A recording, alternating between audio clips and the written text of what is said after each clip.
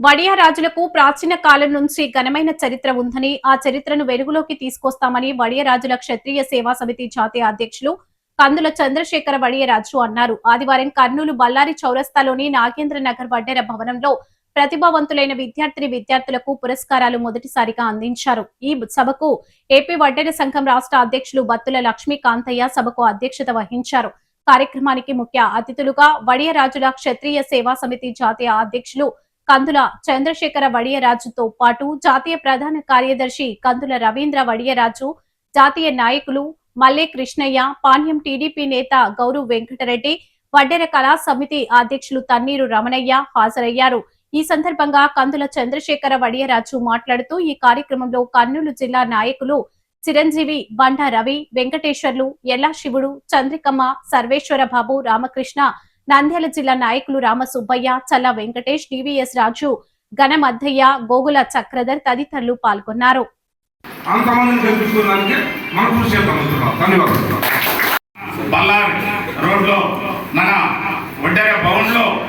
మన కర్నూలు జిల్లాలోని కొంతమందికి 10th క్లాస్ ఇంటర్మీడియట్ చదువుకున్న పిల్లలకు కొంతమందికి స్టడీ మెటీరియల్ ఉచితంగా ఇవ్వడం జరిగింది.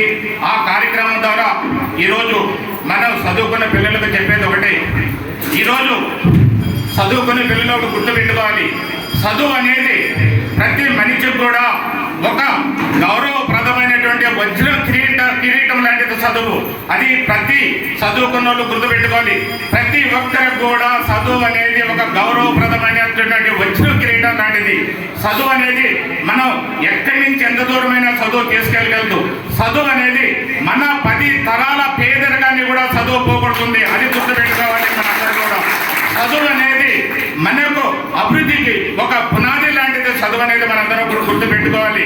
ఇంకా చూస్తే మనం కష్టపడి ఒక 20 సంవత్సరాలు చదివితే మనం 80 సంవత్సరాలు హ్యాపీగా బతకొచ్చు. అది ఒకటి మాత్రం ప్రతి చదువుకునే పిల్లలు కూడా గుర్తుపెట్టుకోవాలి. ఈరోజు చూస్తే ఈరోజు ఎంతో మంది ఇక్కడ ఉన్న వాళ్ళు అరే ఆనాడు మేము చదువుకుంటే బాగుండే అనుకునే వాళ్ళు ఈరోజు చాలా మంది ఉన్నారు ఇక్కడ. కాబట్టి మీరు గుర్తుపెట్టుకోవాలి, ఈరోజు మీ స్థాయి నుండి ఈ స్థాయికి వచ్చిన ఇక్కడ చాలా ఉండరు. ఆ రోజు చదువుకోలేక ఎంతో మంది బాధపడిన వాళ్ళు ఉండరు. కనుక మీరు ప్రతి ఒక్కరు కూడా చదువుకోవాలి. చదువుతో పాటు ఏం చేయాలంటే ప్రతి ఒక్కరు కూడా ముఖ్యంగా చదువుకునే పిల్లలు గుర్తించుకోవాల్సింది ముఖ్యంగా తల్లిదండ్రుల మాట వినాలి. ప్రతి ఒక్కరూ చదువుకునే పిల్లలు అభివృద్ధికి తల్లిదండ్రుల మాటలు అనేది ఒక పునాది లెక్క ఉపయోగపడుతుంది. కనుక ప్రతి ఒక్కరు కూడా తల్లిదండ్రుల మాట వినాలి. సమాజం చూస్తుండాలి, సమాజాన్ని గమనించాలి. సమాజంలో ఏం జరుగుతుంది అనేది కూడా చాలా ఇంపార్టెంట్.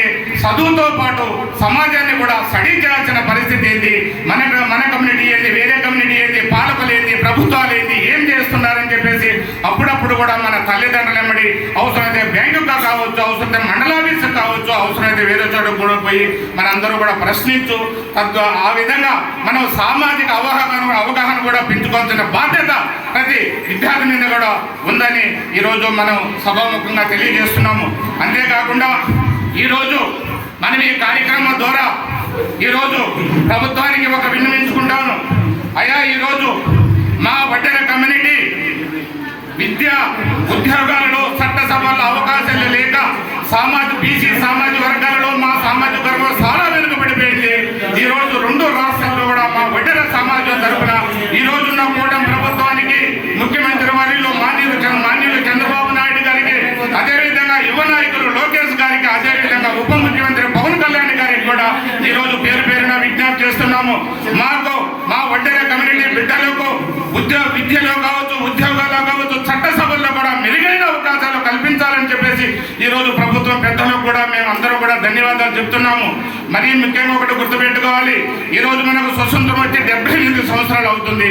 ఈరోజు కూడా మనకు ప్రభుత్వాల నుండి ఎలాంటి ఆదరణ కూడా లభిస్తలేదు. ఎలాంటి మన కమ్యూనిటీ తరఫున మన జనాభా దామాస ప్రకారం ఈరోజు ఒక్క ఎమ్మెల్యే కూడా లేదంటే ఈరోజు మనం ఎంతవరకు వెనుకబడిపోయినాం అనేది కూడా ఒకసారి గుర్తుంచుకోవాలి. ఈరోజు మనం రాజులు కావచ్చు, రాజ్యాలు కావచ్చు, మనకు రాజుల చరిత్ర ఉంది.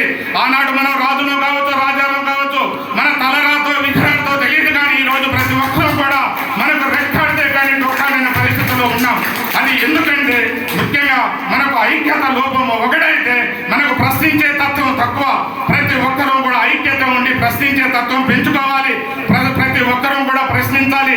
ప్రశ్నించేనే సమాజంలో మనకు పేరు వస్తుందని ప్రతి ఒక్కరు కూడా పేరు పేరైన విజ్ఞప్తి చేస్తున్నాము. మన సమస్యలపైన ప్రతి సమస్య పైన మన ఒడ్డరి బిడ్డే ప్రశ్నించాలి తప్ప మన తరపున ఏ ఎల్లైకో పుల్లైకో చెప్పి అయ్యా మాకు డ్రైనేజీ లేదు, చదువు లేదు, అది లేదు, ఇది లేదు, మాకు ఈ సంక్షేమ పథకాలు కావాలని చెప్పేసి వేరే కమ్యూనిటీ చెప్తే వాళ్ళు ప్రశ్నించే వాళ్ళకు పేరు వస్తుంది కనుక మన కమ్యూనిటీలో ప్రతి ఒక్కరు కూడా ప్రశ్నించే తత్వం ప్రతి ఒక్కరు కూడా నేర్చుకోవాలని, ప్రశ్నించాలని ప్రతి ఒక్కరు కూడా పేరు పేరున విజ్ఞప్తి చేస్తున్నాము. ఈ రోజు ఇక్కడికి ఇచ్చినటువంటి ప్రతి ఒక్కరికి కూడా పిల్లలకు కానీ పెద్దలకు కూడా పేరు పేరున ధన్యవాదాలు. అదేవిధంగా ఇక్కడ వచ్చినటువంటి స్టేజ్ మీద ఉన్నటువంటి ప్రతి ఒక్కరికి కూడా ధన్యవాదాలు. ఇంకా చూస్తే మనము ఏ విధంగా వెనుకబడిపోయి ఉన్నాము అని ఒక్కసారి మనం కానీ మన చరిత్ర చూస్తే ఈ రోజు మనకు స్వతంత్రం వచ్చి 78 సంవత్సరాలు అవుతుంది. ఈ రోజు సొసైటీలో ఉన్న అన్ని కమ్యూనిటీలు మాత్రమే మనం కూడా పార్టీలు చూస్తున్నాము, జెండాలు మోస్తున్నాము, ఓట్లు వేస్తున్నాము. ఓట్లు వేసిన తర్వాత ఆ ప్రభుత్వానికి మనం రెక్కల కష్టంతో చేసిన డబ్బులు జిఎస్టీ ట్యాక్స్ రూపంలో కడుతున్నాము. కానీ మన బీసీ సామాజిక వర్గాలలో కావచ్చు, అన్ని సామాజిక వర్గాలలో ప్రభుత్వానికి అన్ని రకాలుగా ప్రోత్సాహాలు అందుతున్నాయి కానీ మన కమ్యూనిటీకి మాత్రం ప్రోత్సాహాలు అందట్లేదు. అందుకని ప్రతి ఒక్కరు కూడా ఎవరెవరు